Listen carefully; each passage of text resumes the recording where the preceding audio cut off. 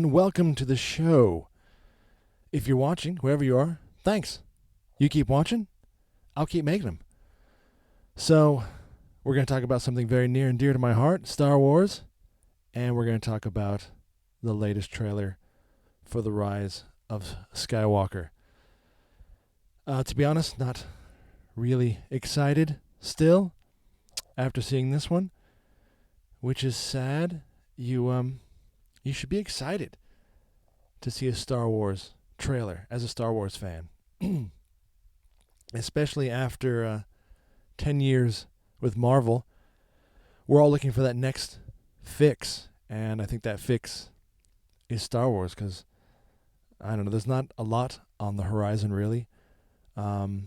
Joker, funny enough, that one's won me over on the latest trailer. On a side note, Joaquin Phoenix, I think he's really nailed it. We all love Heath Ledger. We all like Jack Nicholson. Nothing wrong with that. I get that. And they all put their own spin on it. So, I think we'll give him a chance. This will be a standalone movie. It doesn't have to tie into all the other DC universe. It's not like Marvel. And, anyway, that one I'm actually kind of looking forward to and interested in, and Star Wars, and that's about it. Also, if you're not quite sold on Joker and you want a bit of background of where is this movie coming from, where's this whole... So you mean he was just a normal guy and he had one bad day, or he had a bad string of days, so something clicked? Well, to be honest, that's actually more scary and sinister if you think about that horrible idea that, just like a serial killer, could be anybody, could be your next door neighbor. So the Joker, of course he was a normal guy. The world turned him into that. All he needed was a little push, right? Anyway, there's a comic, a Batman comic called The Killing Joke, if you want to read that. And it's a good sort of background to get an idea of maybe where this movie is coming from. But anyway, that one's pretty cool. And here's a bit of trivia, which I'll give you. I was thinking about recently, and I'll give you the answer at the end. What movie was Joaquin Phoenix and Keanu Reeves in together?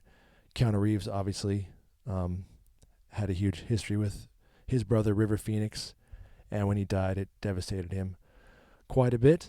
And so Joaquin and Keanu were in a movie together, a 1989 movie, and I'll give you that at the end, bit of trivia. So, diving into Star Wars.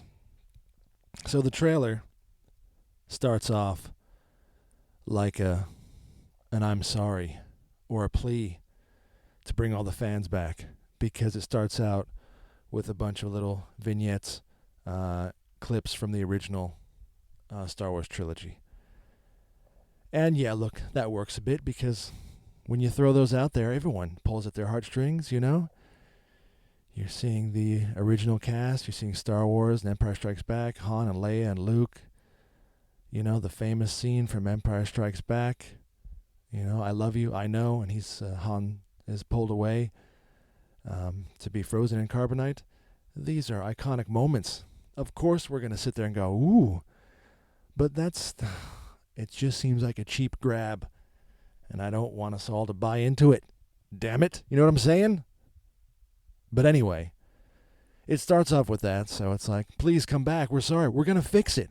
I promise, we're going to fix it, it's going to be okay. We got the right people back, don't freak out. We got J.J. Abrams back. That's the other thing, J.J. Abrams is back.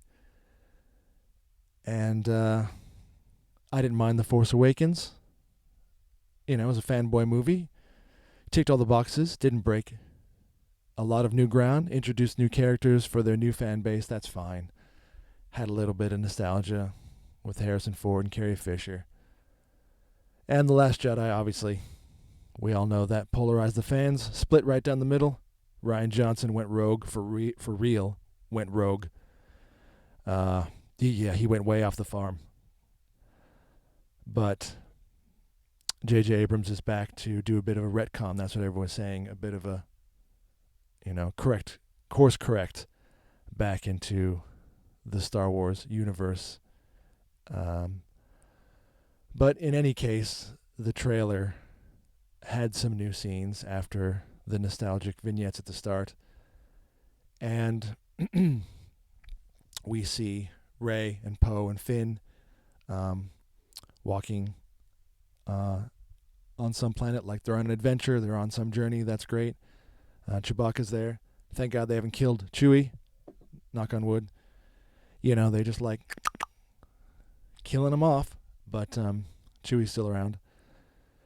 And so we see that scene, and then we see a pretty cool scene, I must say, of a bunch of rebel ships coming out of hyperspace, out of light speed, stopping as they do. And then the next scene is this ominous silhouette, thundering sky, darkness, and you see like 50 Imperial Star ships. So that's full on. Obviously, there's, big battle. There always has to be a space battle. It is Star Wars. Star and war. All right, these things are synonymous. We see C-3PO. I don't know. He's on a ship, I think. Sits up. He's got these red eyes. There's something going on there. I don't know.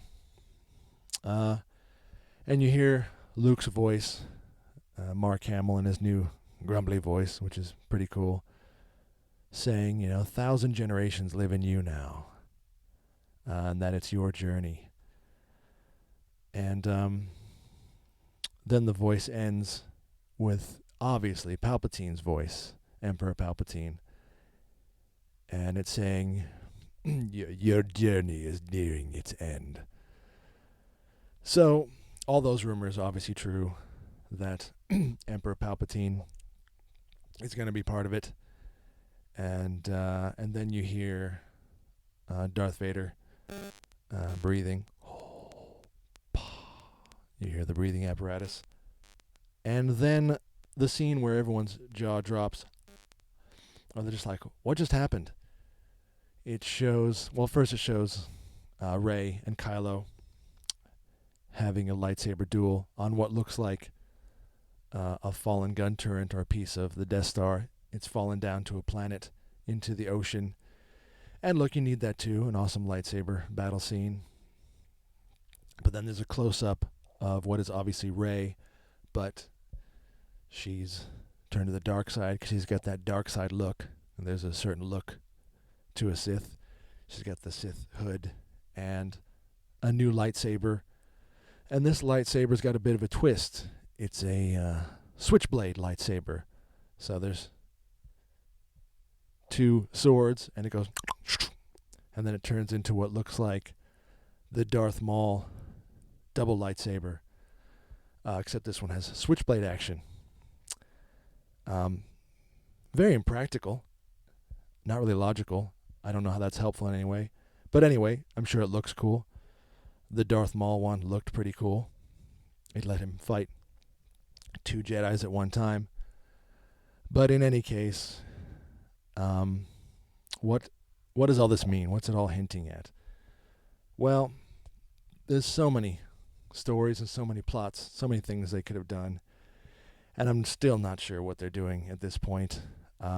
There's the idea of Rey's origins. So they have to explain those regardless, all right? Let's just get that straight. They can't just leave us hanging saying Rey just comes from nowhere. And it also has annoyed everyone that they believe she's a Mary Sue, which is essentially a character that is perfect in every way and can do no wrong. She hasn't gone on a journey or evolved like any normal human would to get to a certain point or expertise to be good at something. She's just naturally good at the Force. She's an amazing swordsman. She's, all these tricks with the lightsaber without any training. Even Luke Skywalker struggled with that, all the way along. I mean, for Christ's sake, he only had a few days with Obi-Wan and then, let's say, a few days tops with Yoda. I've said that before. How long did he really have training there?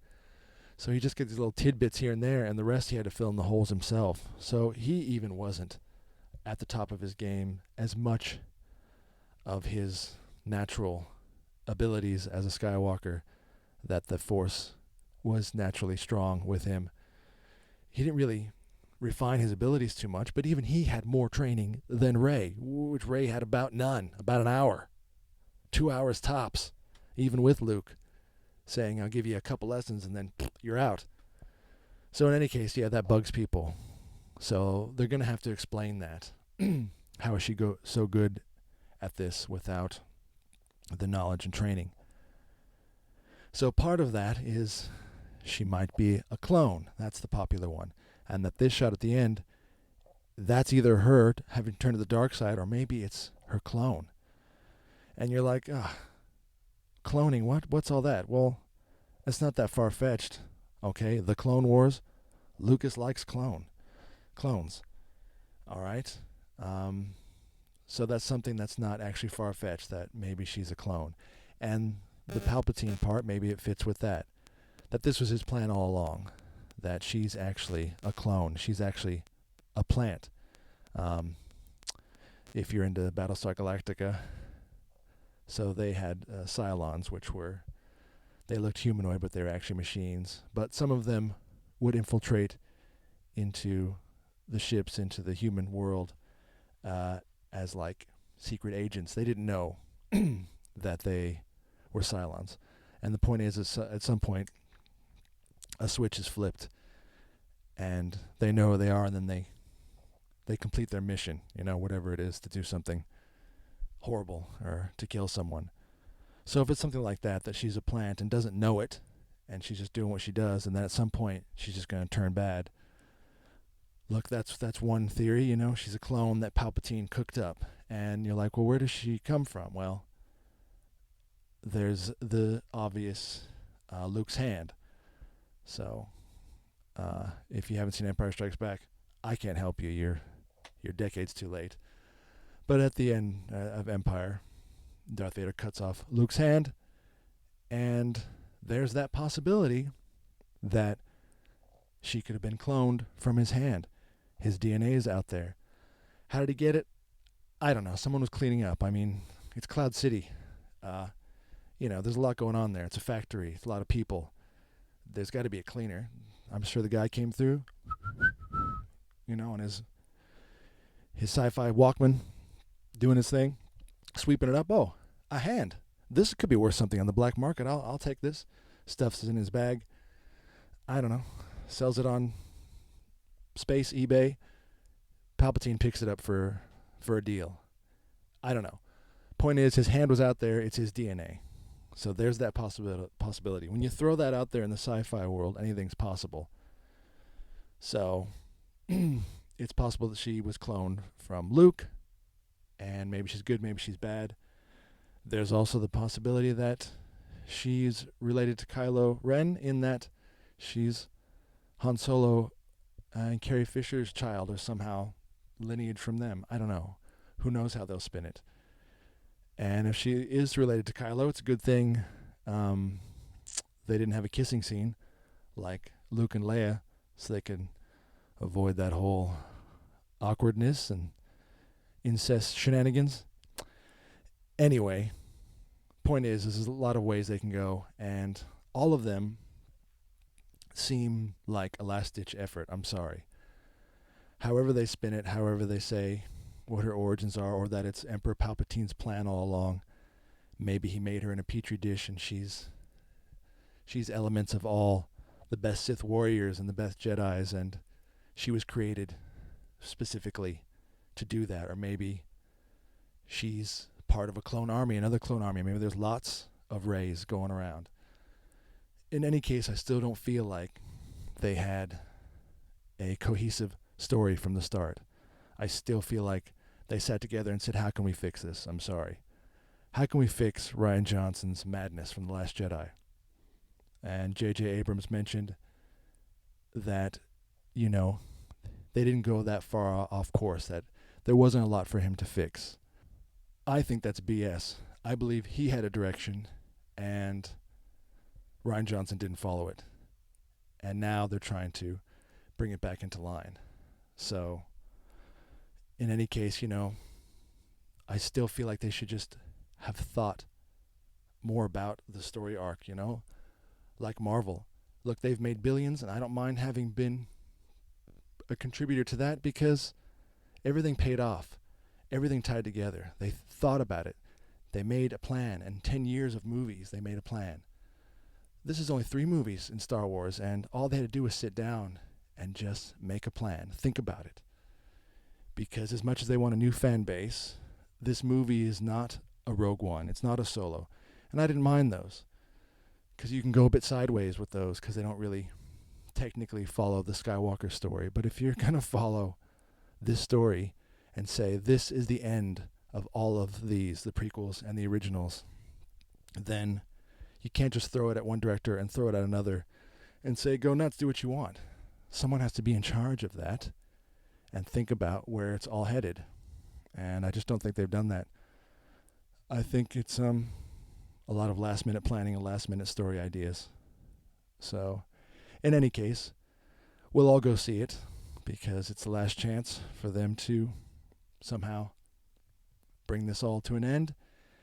And there's something about Kevin James. He always gets a backstage pass. He's always on the A-list for Star Wars.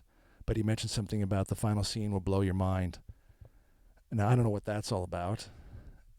What is it? They're all back together, everyone's alive again, or everyone's back from the dead, or they're all there and they're, the glowing force around them, and they're all there in one big battle scene like Marvel. It's going to blow your mind. Like, is it what, like Planet of the Apes? Like, you made a monkey out of me. I was on Earth all along. Please don't make it something ludicrous like that. Or like, it's George Lucas waking up. Oh, God. What a horrible nightmare from a bad pizza and beer, nightmare dream. And then he just goes back to drawing or something. Let's not do that. Let's not have some wanky scene like that. Let's pay it a bit more respect than that.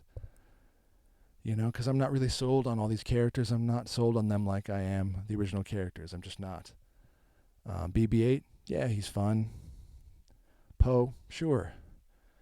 But Rey and the whole Kylo thing, I don't know. It just seems a bit weird and sometimes cringy. I don't know. Anyway, we'll see what they're going to do. If they're really going to tie this into the original series with some respect and logic. And we'll all go, oh, that's why. Okay. I don't know. I'm actually looking forward to The Mandalorian more than Star Wars. Isn't that weird? But that one just, it's backed by Jon Favreau, his baby. He can do no wrong at the moment. But, it's cool because it's a side story and it can do its own thing. You can have more leeway with that. It's a bounty hunter, gunslinger on the fringe of space in the Outlands and the Badlands doing his bounty hunter thing, out of the reach of the law. And it takes place after Jedi, so the Empire's fallen, and before the rise of the First Order, so it's these years, these Badland years, and that's kind of cool. And, I'm looking forward to that. It has a Rogue One kind of feel. A Wild West sci-fi kind of feel. And Carl Weathers pops up. Apollo Creed himself. Action Jackson himself. Gotta love that. So, I don't know. But then you'd have to get Disney streaming channel, and I don't know if I'm in the mood for that headache. I got enough streaming channels to juggle. But in any case, there you have it. And the answer to my trivia at the start, Joaquin Phoenix and Keanu Reeves, they were in the movie Parenthood, starring Steve Martin. It was a pretty good movie. And, he was only about 10 at the time. But, and he was titled in the movie as Leaf Phoenix. River Phoenix, Leaf Phoenix. Their parents were very natural, earthy, hippie types. Now he goes by Joaquin. I think it means leaf. But, so that's the answer to that, Parenthood. And on a total side note, because I was thinking about River Phoenix, one of the best movies ever, Harrison Ford, River Phoenix, The Mosquito Coast. If you haven't seen that movie, you have to see that movie. Both of them, some of their best roles in their career. So I'll end it on see that movie because it's awesome, and go see Star Wars because you want to, and you have to. So I'll probably do one closer to when it's released, and I'll definitely do another video after it's out. So it's all on you, JJ. I don't know. You've either won us back or you've cast us out forever. It's all on you. And Disney. Disney and Sony, since you already messed up with Spider-Man. Don't get me started. That'll be another video. Spider-Man's out. Star Wars is coming. Joker seems pretty cool. The Mandalorian seems really cool. That about sums it up. All right. Hope you enjoyed, and keep liking and following and sharing, and I'll keep making them. I'll see you next time. Catch you later.